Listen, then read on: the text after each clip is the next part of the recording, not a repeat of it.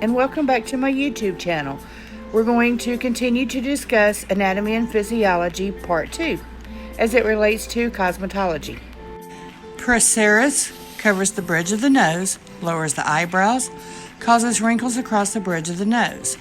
Other nasal muscles contract and expand the nostrils and are not a major concern to cosmetologists. Orbicularis oculi is the ring muscle of the eye socket, and it allows us to close our eyes.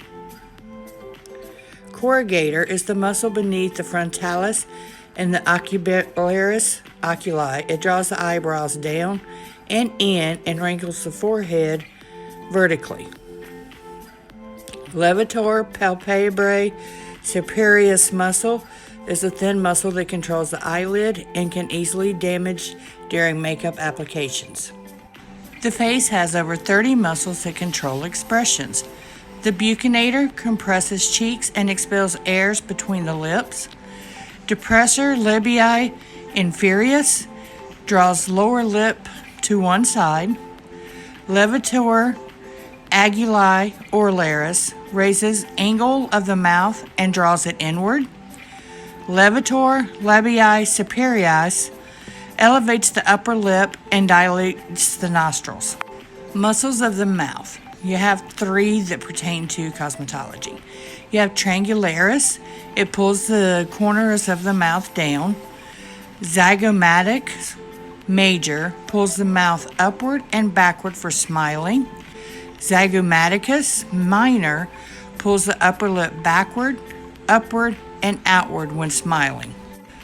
Muscles that attach the arms to the body. You have Latissimus dorsi, which is your large, flat, triangular muscle covering the lower back.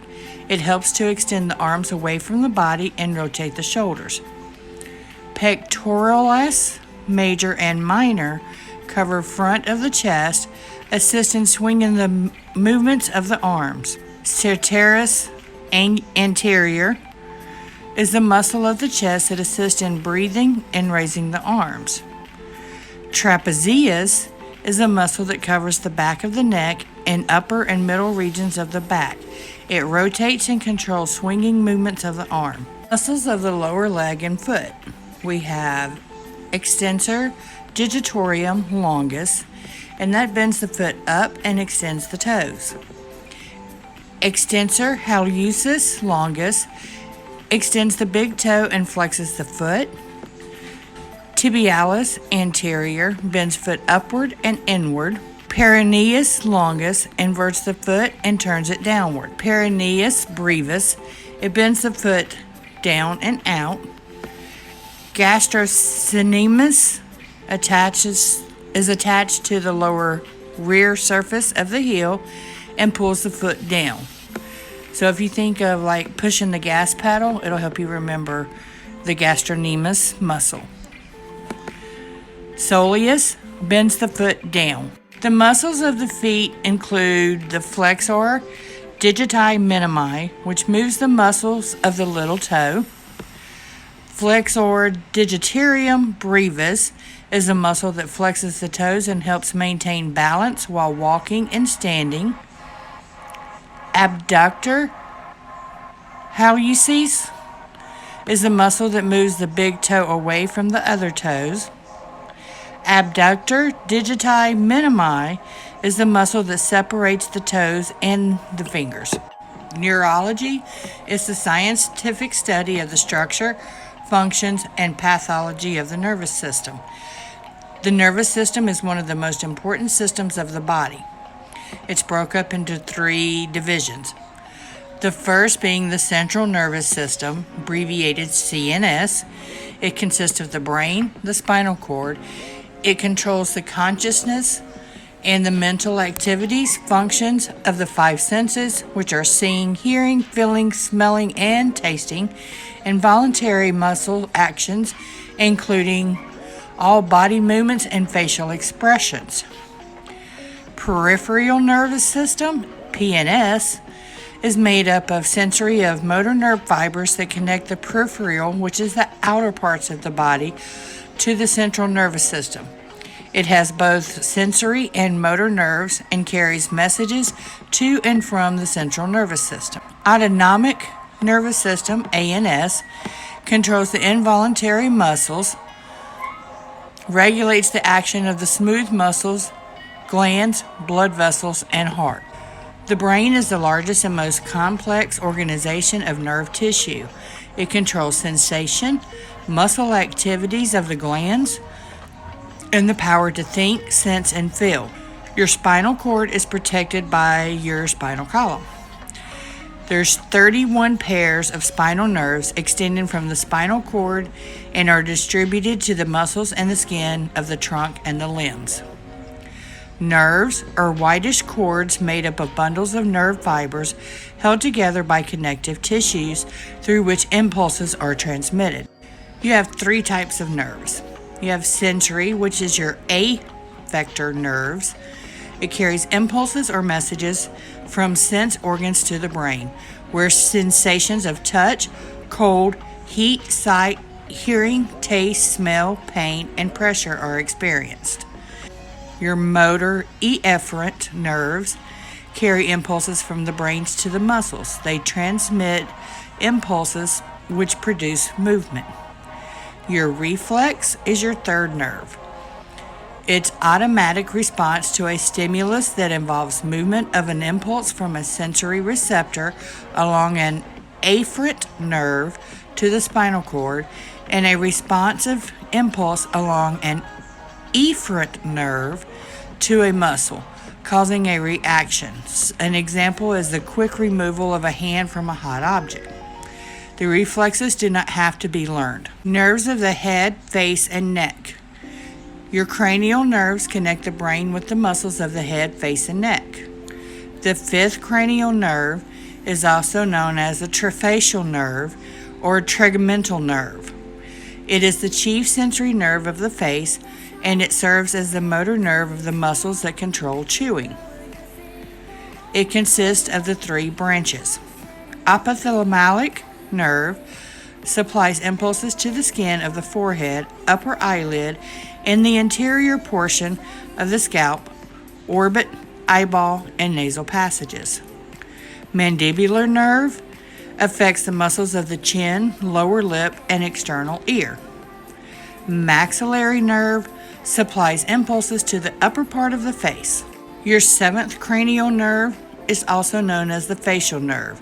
It is the chief motor nerve of the face.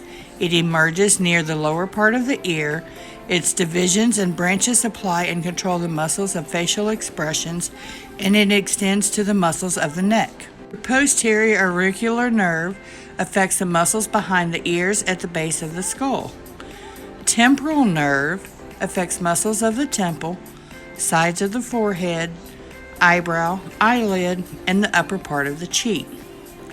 Zygomatic nerve, upper and lower, affects the muscles of the upper part of the cheek. Your buccal nerve affects muscles of the mouth. Marginal mandibular nerve affects the muscles of the chin and lower lip.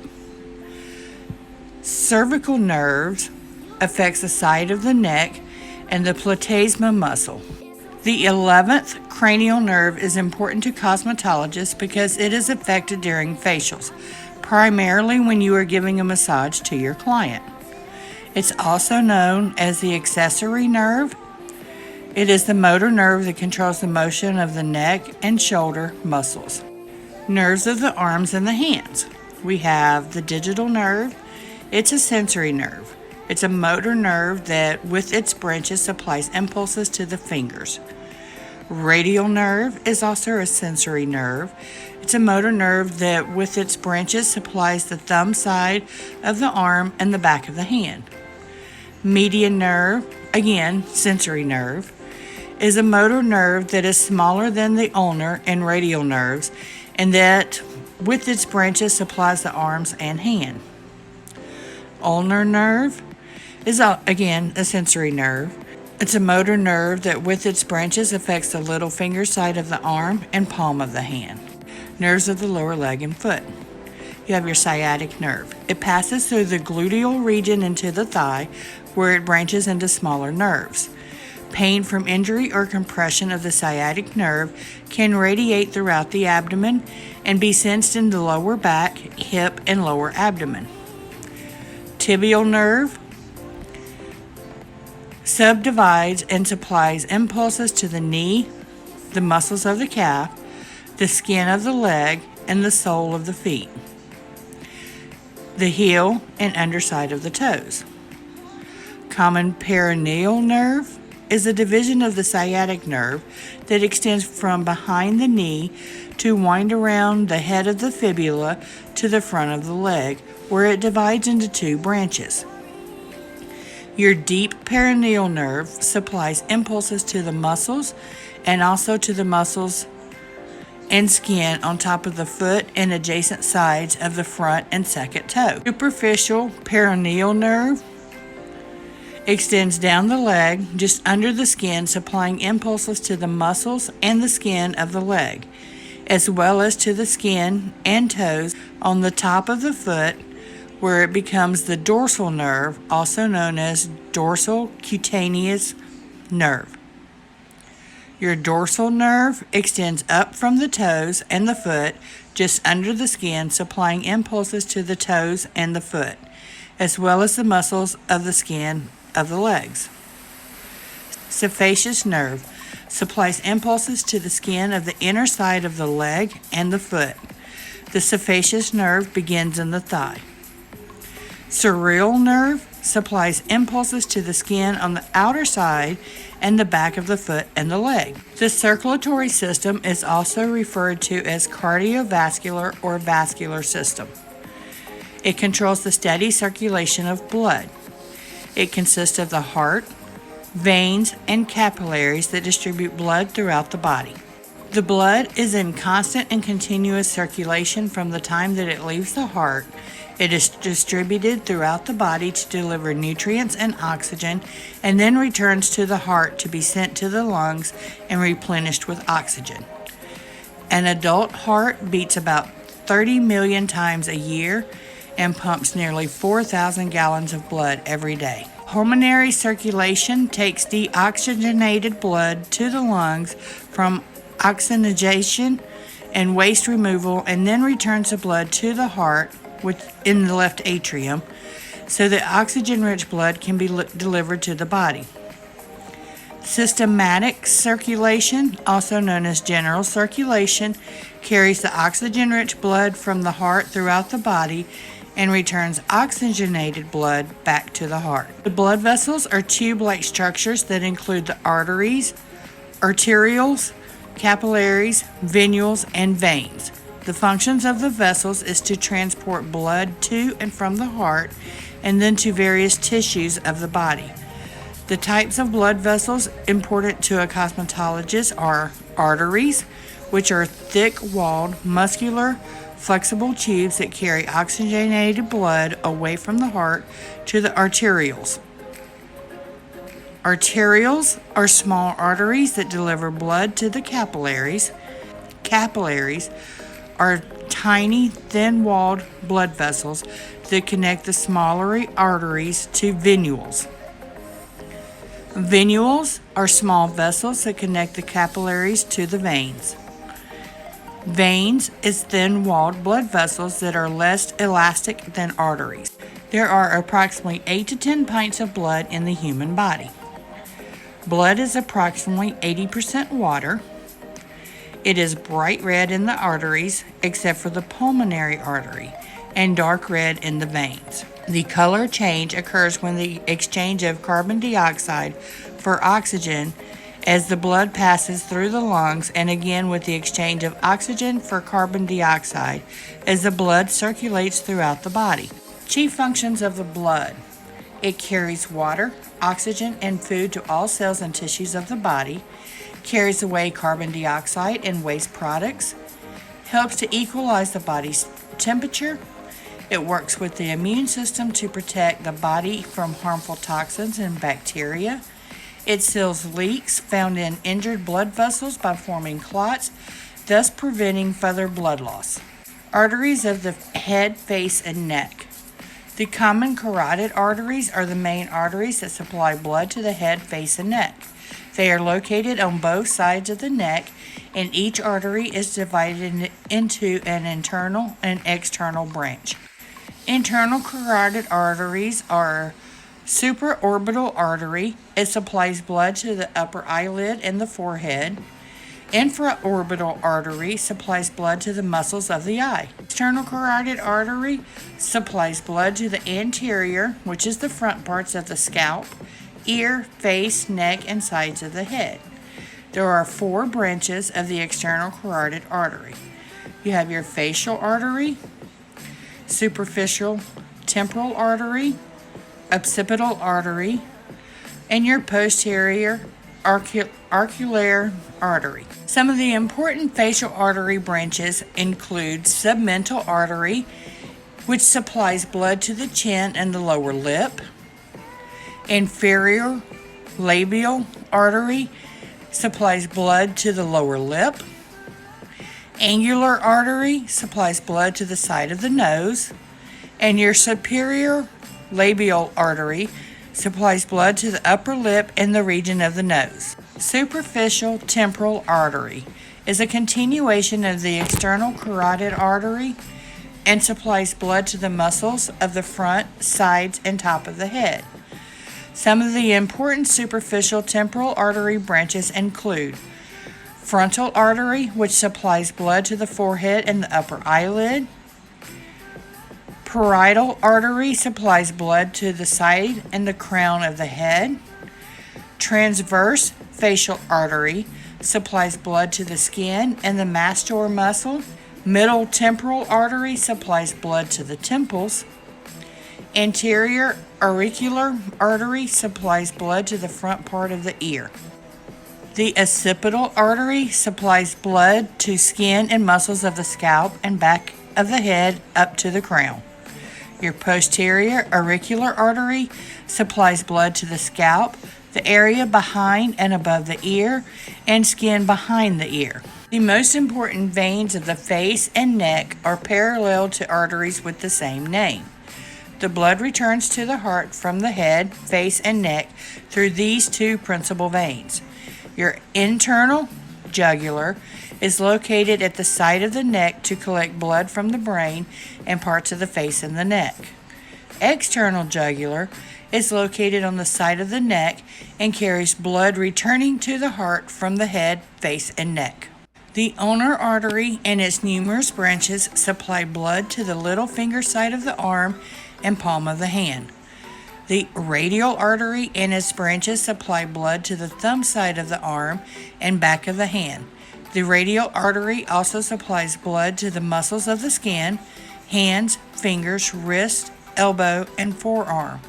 While the arteries are found deep in the tissues, the veins lie nearer to the surface of the arms and the hands. As in the arms and hands, the important veins of the lower leg and foot are almost parallel with the arteries and take the same names.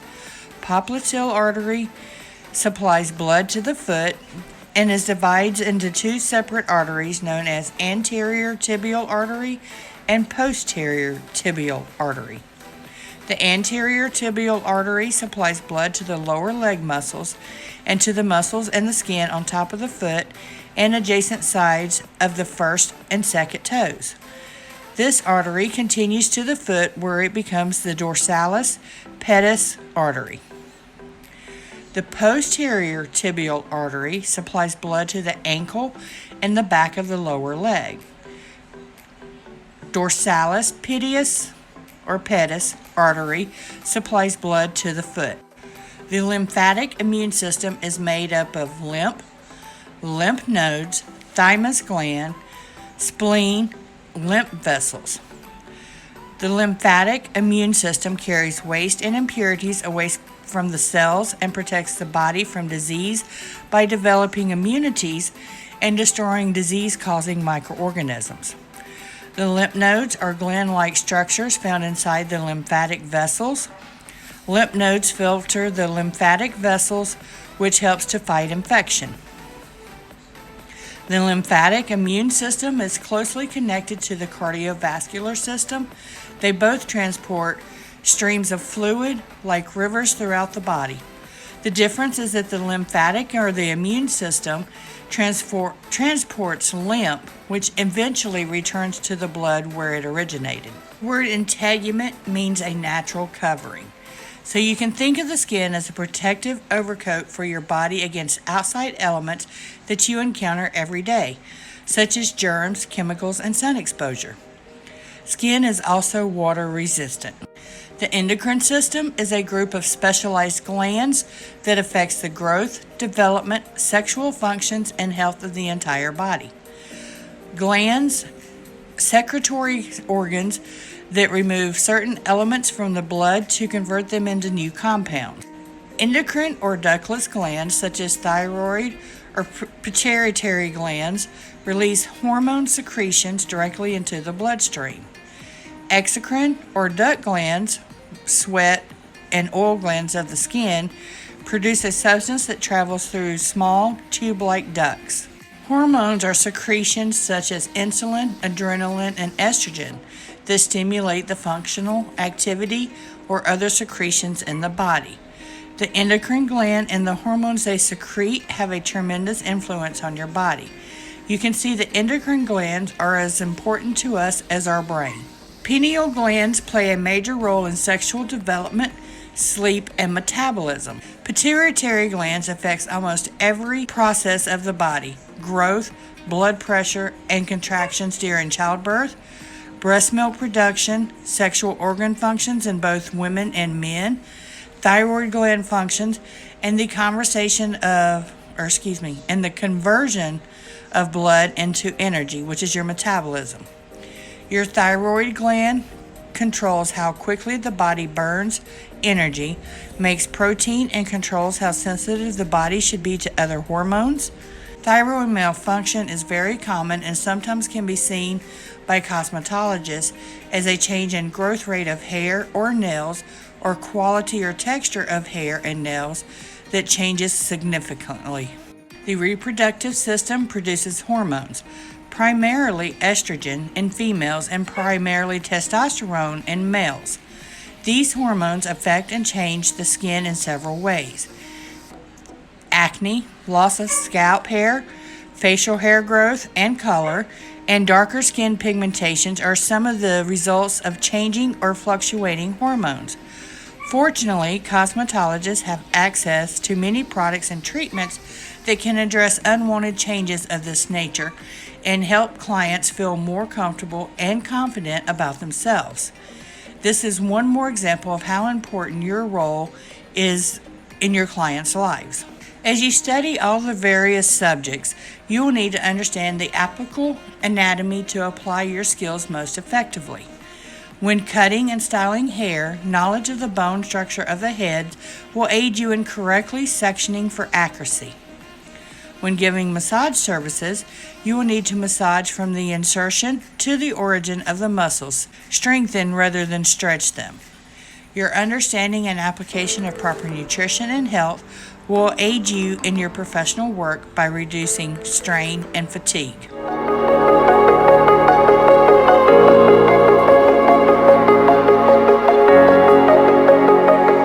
Breathe in the air, the light that surrounds me.